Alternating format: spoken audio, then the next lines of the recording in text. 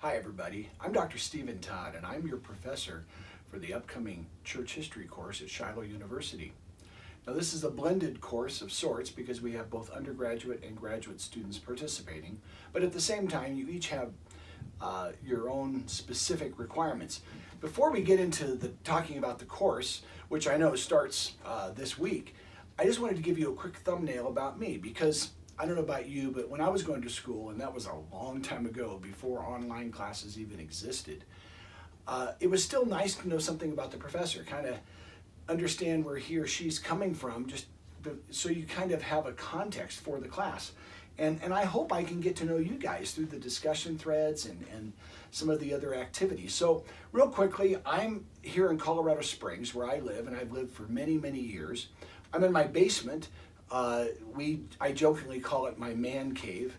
I'm going to give you a quick 360-degree view of it, and you'll see that I've got a lot of books. In fact, we've joked, and some people have said maybe I need to find a support group because maybe I have a problem. But on the other hand, someone once said, as long as it's books, it's not hoarding. Most of these books, of course, are theology and ministry related. I started in what we called the Jesus movement back in the 1970s in Southern California. However, you'll read from Bruce Shelley in your textbook that he refers to the Jesus movement talking about the first century church. But I was involved in that. I was kind of cut my teeth in ministry at a large Jesus movement church in the Los Angeles area where I grew up. And then we moved in 1982 to Denver, where my wife was pregnant with our second child. We had one child and one on the way. We moved to Denver and I became associate pastor of a large church there that it was a vineyard congregation. I served in the vineyard churches for many years. They sent me down here to Colorado Springs, where I still live, and I planted and then was senior pastor of a vineyard church in Colorado Springs for many, many years.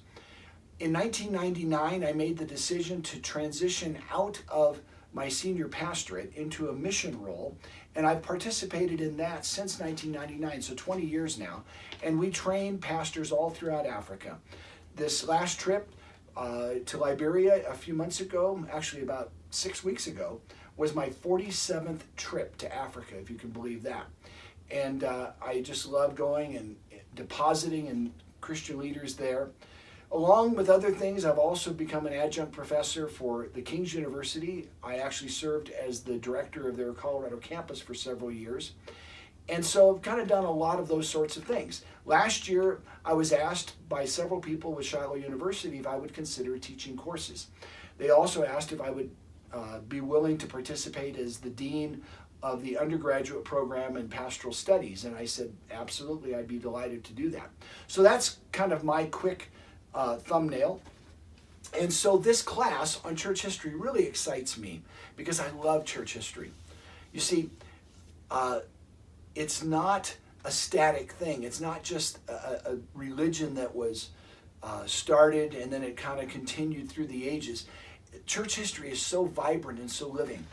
I've had the opportunity to travel a lot, not just to Africa, but I've spent a lot of time in Europe, and I've been able to visit a number of the significant sites and spots related to at least Protestant church history in particular. So when we get going closer to the Reformation, I'm going to have a lot of stuff to share.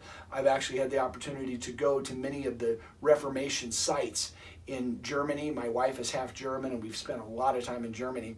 But also in Geneva, Switzerland, and elsewhere. So I'll share some of those things with you.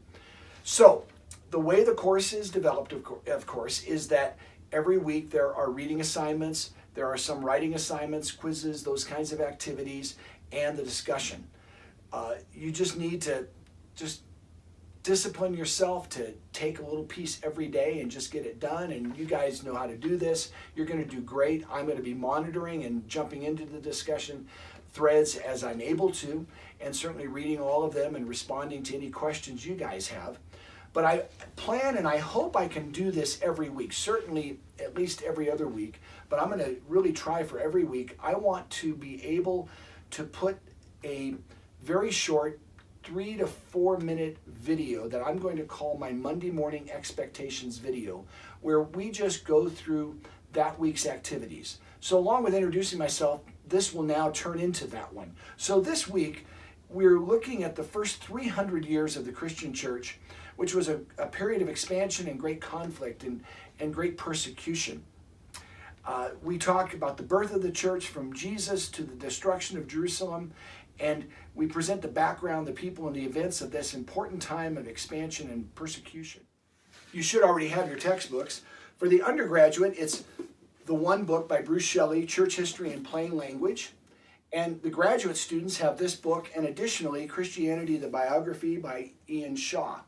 Just a little word about Bruce Shelley's book. This is kind of the classic church history book that's used in many seminaries around the country. And I had the privilege of meeting Bruce on a number of occasions. He's a fellow Coloradan. He passed away about 8 or 9 years ago. He taught at Denver Seminary for many years. And actually, just a quick little bit of trivia. I met him the first time, and it was rather unnerving. I was preaching at a very large evangelical Presbyterian church up in the Denver area, a church that a lot of well-known people went to, sports celebrities went to, and I knew that a number of people from Denver Seminary also went there. But what I didn't know was that Dr. Bruce Shelley, who's this renowned church historian, went there. And we had 2 services. I was preaching both. It was a large church. The first service was very formal, and actually I was wearing a robe. I was wearing my robe because I actually got my doctorate from a Presbyterian seminary, though I'm not Presbyterian, Geneva-style robe, and I'm wearing the robe, kind of feeling a little awkward preaching in it. And then I see Dr. Shelley in the congregation. And so the whole sermon, I was trying so hard not to think about what this incredibly brilliant scholar was thinking about my sermon. But I managed to get through it, and then perhaps out of empathy or sympathy or just because he's a very nice man, he came up to me and he complimented my sermon, and he walked by, and I just took a deep exhaling of breath and thought, oh my gosh, I hope the second service is not filled with anybody renowned. Well, Bruce Shelley's book is thorough, but it's actually enjoyable. He's a good writer, and I think you'll enjoy it. For the graduate students, Shaw just has a really fascinating approach. He really narrates the story of the church. It's more of a narration, and I love the way he does it. So let's jump in this week. Let's introduce ourselves in the discussion, and let's talk about just that initial question about martyrs and the life and death dynamic in their faith. And we're going to have a great time. I look so forward to interacting with you guys. God bless you. If you have any questions, feel free to email me. You have my cell phone. You can text me. You can call me, of course, but text would be great as well. And I'll get back with you right away. God bless you guys, and let's have a great week.